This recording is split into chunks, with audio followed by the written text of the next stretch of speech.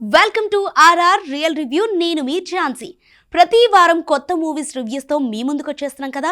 మరి ఈ వారం కొత్త మూవీస్ రిలీజ్ అయ్యాయి. వాటి రివ్యూస్ చూసేద్దామా?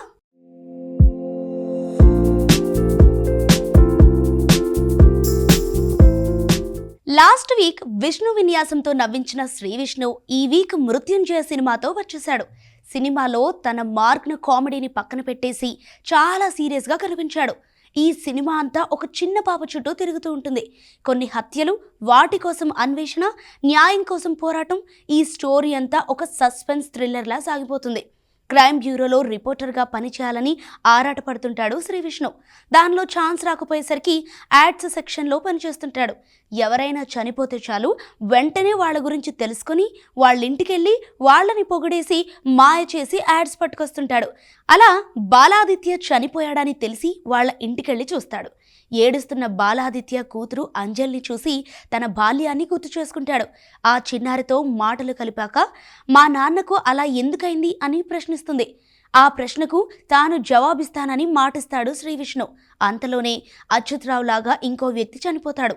పోలీసులు వాటిని యాక్సిడెంట్ కేసుల్లా చూస్తారు.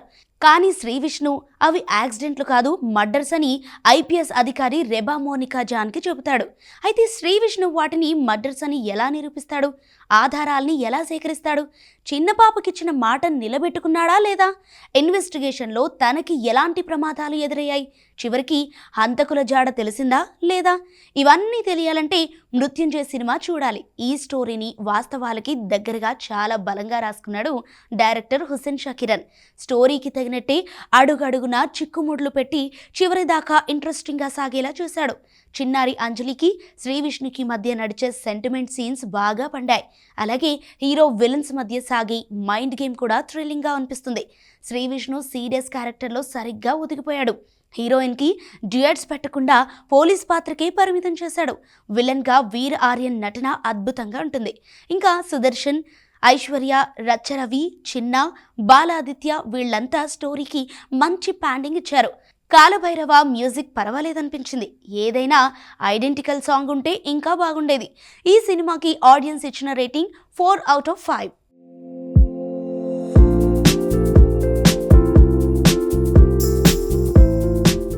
వరలక్ష్మి శరత్ కుమార్ ఈ వీక్ ఎస్ సరస్వతి అనే మదర్ క్యారెక్టర్తో వచ్చేసింది. ఈ సినిమాలో మెయిన్ రోల్ చేయటమే కాదు, తనే డైరెక్షన్ కూడా చేసింది. తను హీరోయిన్ మెటీరియల్ అయినా చాన్నాళ్ల నుంచి సపోర్టింగ్ రోల్స్ చేస్తూ వచ్చింది. ఇప్పుడు తనే మెగాఫోన్ పట్టుకుని క్రైమ్ థ్రిల్లర్ని తీసింది. ఈ సినిమాలో వరలక్ష్మి ఒక అనాథ. ఓ ప్రైవేట్ ఆసుపత్రిలో నర్సుగా పనిచేస్తుంటుంది. ఆగస్టు 15న తన కూతురు సరస్వతిని స్కూల్లో దించి ఉద్యోగానికి వెళ్ళిపోతుంది. కానీ సాయంత్రం తిరిగి వచ్చేసరికి ఆ పాప స్కూల్లో కనిపించదు. దీనిపై ఆ స్కూల్ యాజమాన్యాన్ని ప్రశ్నిస్తే అసలు స్కూల్లో సరస్వతి పేరుతో ఏ అమ్మాయి లేరని చెబుతుంది. కట్ చేస్తే స్కూల్లో తన పాపను ముగ్గురు అత్యాచారం చేసి చంపారని, ఆ శవాన్ని ఓ చోట పాతిపెట్టానని ఆ మరుసటి రోజే పోలీస్ కంప్లైంట్ ఇస్తుంది. ఆ ప్లేస్లో తవ్వి చూస్తే శవం కనిపించదు. లాయర్ ప్రకాష్ రాజ్ హెల్ప్తో కోర్టుకు వెళ్లిన సాక్ష్యాలు దొరకలేదని కేసును కొట్టేస్తారు. సరిగ్గా అప్పుడే తన కూతుర్ని చంపారనే కారణంతో వరలక్ష్మి ఓ జడ్జిని, ఐఏఎస్ అధికారిని, పోలీస్ని హత్య చేస్తుంది. ఆ తర్వాత ఏమైంది? అసలు లక్ష్మి ఎవరు? ఆమె కథేంటి? చిన్నతనంలో ఆమెకు జరిగిన అన్యాయం ఏంటి?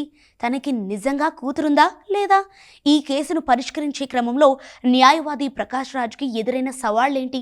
ఈ కథలో ప్రియమణి, కిషోర్, రావు రమేష్, మైమ్ గోపి, హరీష్ పరేడే పాత్రలకి ఉన్న లింక్ ఏంటి అన్నది తెలియాలంటే సినిమా చూడాల్సిందే. డైరెక్టర్ వరలక్ష్మి శరత్ కుమార్ దీన్ని కోర్టు రూమ్ థ్రిల్లర్లా తీసింది.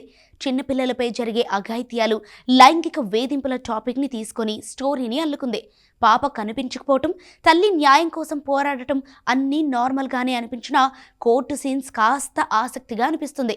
వరలక్ష్మి ముగ్గురు వ్యక్తుల్ని చంపాక స్టోరీ ఇంకా ఆసక్తిగా మారుతుంది.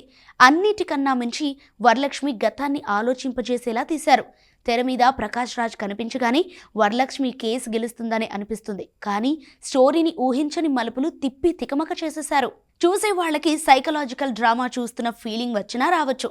దీనిలో ప్రియమణి కూడా ఒక అమ్మాయికి తల్లి పాత్రలో కనిపించింది. ఈ సినిమాకి ఆడియన్స్ ఇచ్చిన రేటింగ్ 3.9/5.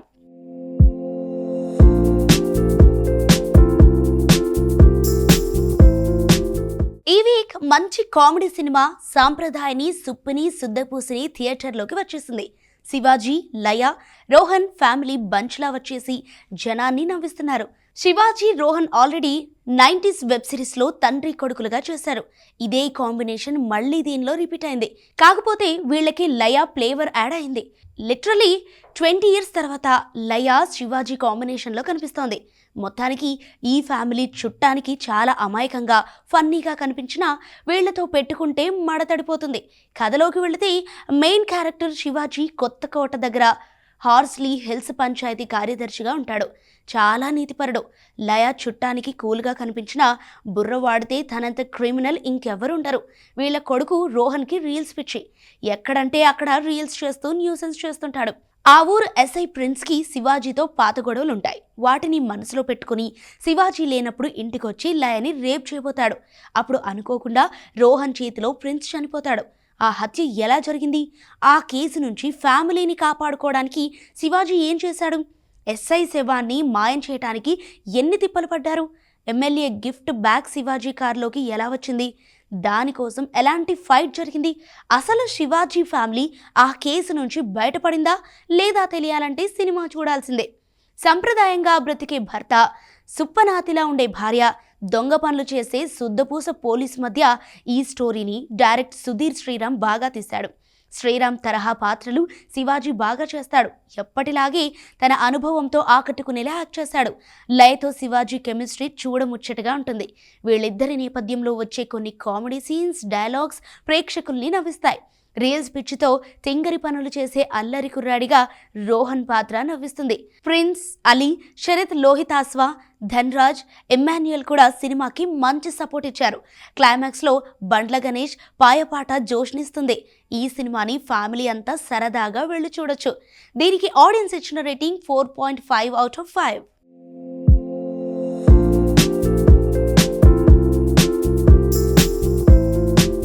ఈ మధ్య సింగిల్ పాయింట్తో వచ్చే కామెడీ సినిమాలు బాగా వర్కౌట్ అవుతున్నాయి. ఈ వీక్ అలాంటిదే మ్యాన్షన్ హౌస్ మల్లేష్ సినిమా వచ్చింది. కొత్తగా పెళ్లైన యువకుడు విచిత్రమైన సమస్యతో అల్లాడిపోయే స్టోరీ ఇది. ఊళ్ళల్లో తెలిసి తెలియనంతతో సమస్యలు తెచ్చుకొని వాటిని పరిష్కరించుకోలేక ఇబ్బందులు పడేవాళ్ళు గుర్తొస్తారు. ఈ స్టోరీ కొంచెం బోల్డ్గా ఉండటం వల్ల రొమాంటిక్ అడల్ట్ డ్రామాగా చెప్పుకోవచ్చు. ఇక స్టోరీ విషయానికి వస్తే మల్లేశం ఎలాంటి బరువు బాధ్యతలు లేకుండా జులాయిగా తిరుగుతూ మ్యాన్షన్ హౌస్ మధ్య తాగుతూ స్నేహితులతో జల్సాలు చేస్తుంటాడు. పెద్దలు కుదిర్చిన అమ్మాయిని పెళ్లి చేసుకుంటాడు. అయితే ఫస్ట్ నైట్ సంసారపరమైన సమస్య బయటపడుతుంది. భార్యతో కాపురం విషయంలో ఇబ్బందులు ఏర్పడతాయి.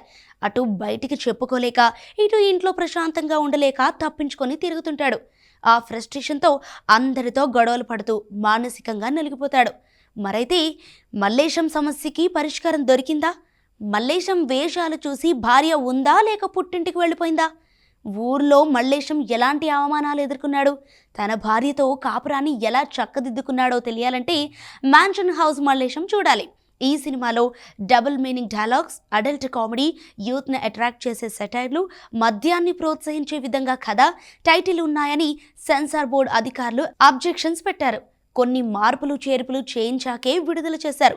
ఈ సినిమాకి ఆడియన్స్ ఇచ్చిన రేటింగ్ 3.5/5.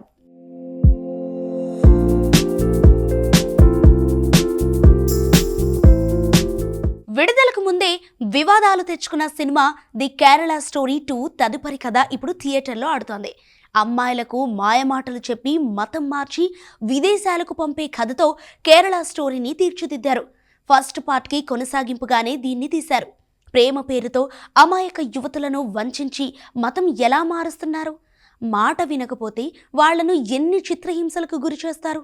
అప్పటి వరకు నీ స్వేచ్ఛకు, నీ కలలకు తోడుగా ఉంటానని నమ్మబలికి మతం మారాక ఇవన్నీ చేయటం ఇక్కడ పాపమంటూ వారి కలల్ని సమాధి చేసిన కొన్ని వాస్తవ సంఘటనల ఆధారంగా ది కేరళ స్టోరీ 2ని తీసినట్టు చెప్పాడు దర్శకుడు కామాఖ్య నారాయణ్ సింగ్. తను చెప్పినట్టే ఈ స్టోరీలో కనిపిస్తుంది.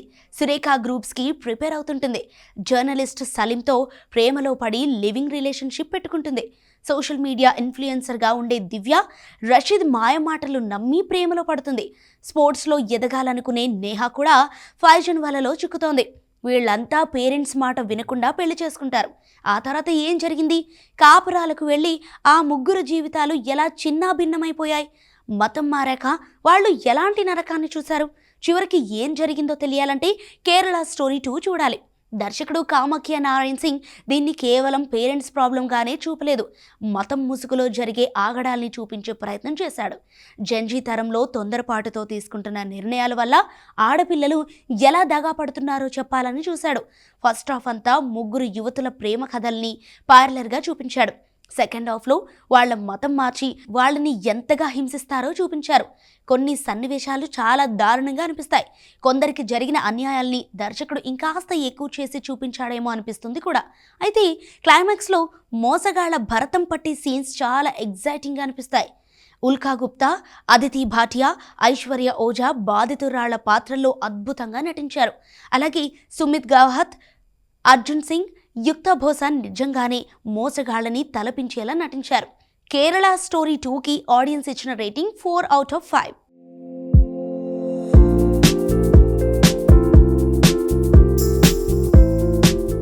ఉమెన్స్ డే సందర్భంగా మహిళా లోకాన్ని సపోర్ట్ చేస్తూ వచ్చిన క్లాసికల్ థ్రిల్లర్ ది బ్రైడ్ ఈ వీక్ వరల్డ్ వైడ్గా రిలీజ్ అయింది.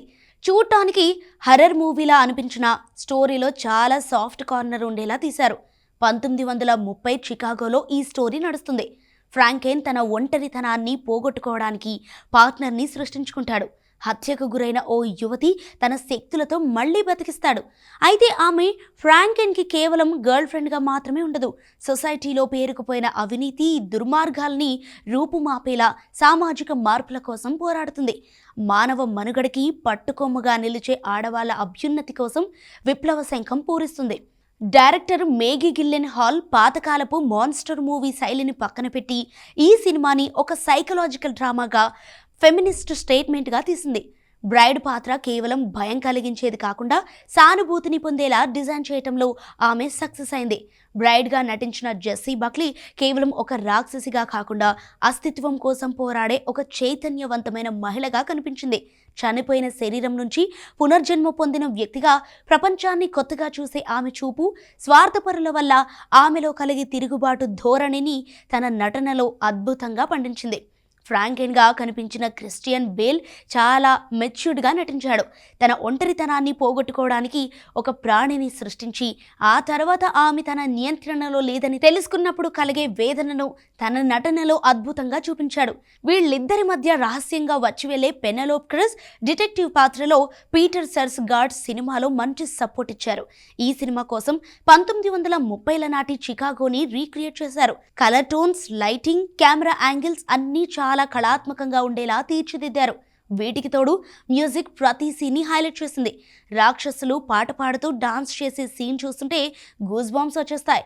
అంతేకాదు అరాచకాలు సృష్టించాల్సిన రాక్షసే సమాజంలో మార్పు కోసం ఆరాటపడే సన్నివేశాలు హృదయాన్ని కదిలిస్తాయి.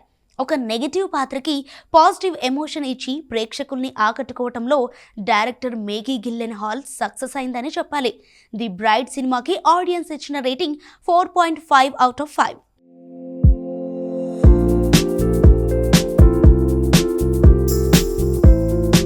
చూసారు కదా, ఇది ఇవాల్టి ఆర్ఆర్ రియల్ రివ్యూ.